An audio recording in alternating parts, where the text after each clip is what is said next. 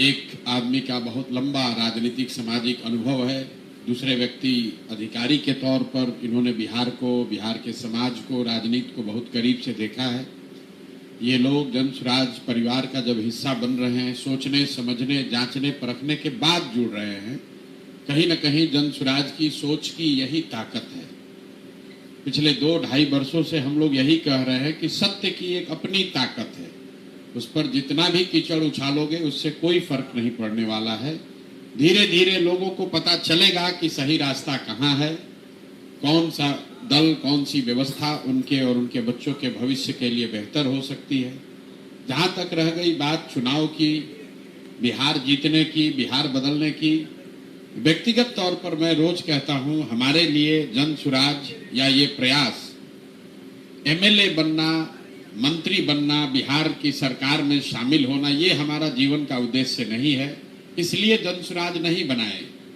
जिसको थोड़ी बहुत भी राजनीति की समझ है वो जानता है कि अगर हमको एमएलए एमपी बनना होता, मंत्री बनना होता, तो उसके लिए इस तरह के किसी प्रयास की जरूरत नहीं है। आप जिस राज्य का नाम ले लीजिए, उसी राज्य से हम एमपी एमएलए बन सकते हैं, कोई पार्टी बना लेगा। हम यहाँ पर ये जो व्यवस्था शुरू कर रहे हैं, इस देश में गांधी के आदर्शों पर, व्यवस्थित तरीके से गांधी के आदर्शों पर चलने वाला एक कोई विकल्प बने, भले छोटा प्रयास है।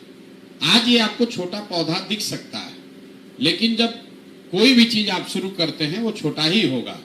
एवरेस्ट पर चढ़ने के लिए भी आपको नीचे से ही शुरू करना है।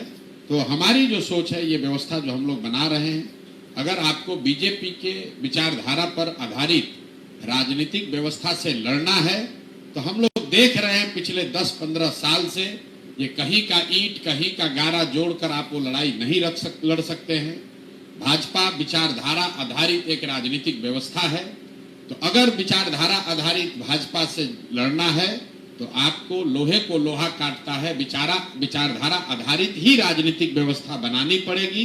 और इस देश में जब आपको भाजपा के विचारधारा से लड़ना है, तो गांधी ही एक वो विचारधारा है जिससे कि उसका मुकाबला किया जा सकता है।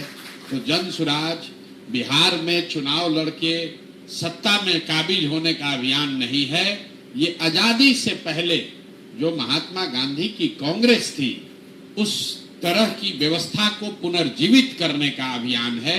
ये अभियान है उन सारे बिहार के लोगों के लिए जो समझते हैं कि बिहार में विकल्प के अभाव में पिछले 30-35 साल से लालू जी के डर से भाजपा को और भाजपा के डर से लालू जी को जो वोट देने की परिपाटी चली आ रही है, जो राजनीतिक बंधुआ मजदूरी का माहौल है, उससे अगर अपने और अपने बच्चों को निकालना है तो एक नई व्यवस्था बनानी पड़ेगी। उसी व्यवस्था का नाम है जन स्वराज। जन स्वराज किसी व्यक्ति का दल नहीं है, ये प्रशांत किशोर का दल नहीं है, किसी जाति किसी समाज का दल नहीं है, किसी परिवार का दल नहीं है।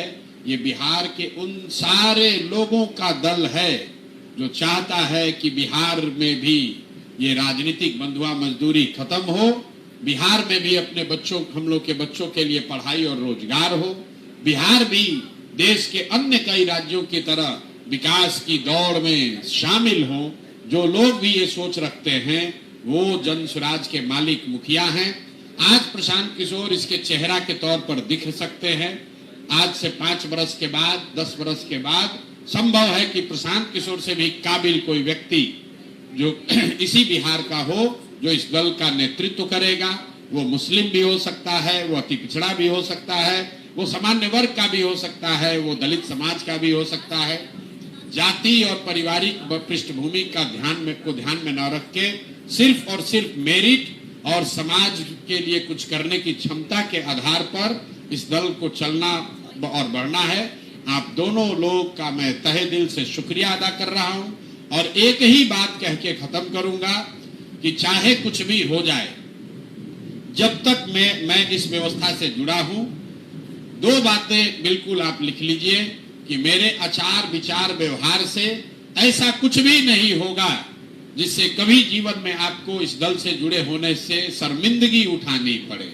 और दूसरी बात, जिस ईमानदारी और शुद्धता से मैंने इसका नींव रखा है, जब तक मेरी जिंदगी है उस ईमानदारी और शुद्धता में कोई कमी नहीं आने दूंगा, उससे कोई कॉम्प्रोमाइज नहीं होगा, ना विचारधारा के आधार पर ना व्यवहार के आधार पर कॉम्प्रोमाइज नहीं होगा। चाहे 10 वर्ष लगे, 20 वर्ष लगे, सफलता मिलना नहीं मिलना अलग बात है, लेकिन ईमानदारी और शुद्धता से कॉम्प्रोमाइज नहीं होगा।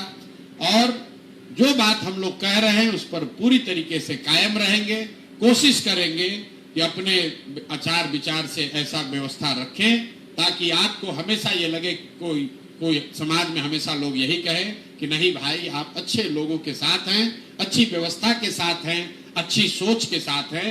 जीत और हार तो ऊपर वाला तय करता है, हम लोग निमित्त मात्र हैं, हम लोग अपना काम कर सकते हैं, लेकिन अच्छा करेंगे, अच्छी सोच के साथ करेंगे, अच्छी भावना के साथ करेंगे तो लोगों की दुआओं में दम है, जीत तो अपने आप मिलेगी। इन्हीं शब्दों के साथ आप दोनों साथियों का, आप दोनों भाइयों का इस परिवार में फिर से स्वागत, अभिनंदन, शुक्रिया, बहुत बहुत धन्यवाद।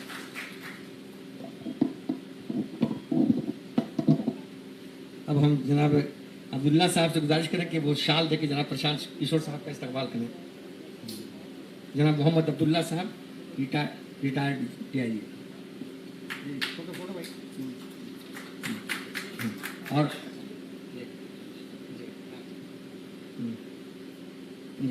अब जनाब अमजद साहब को दीजिए उधर। अमजद साहब सर,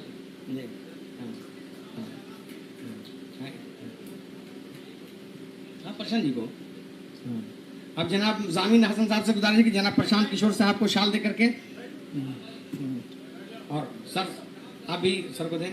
और जो सर के अब्दुल्ला साहब के साथ, अमजद साहब के साथ जो लोग ज्वाइन कर रहे हैं, सबको मेरी गुजारिश है, टीम के लोगों के सबको पीला गमछा, जन स्वराजी गमछा उनको सबको इनायत किया जाए। अच्छा,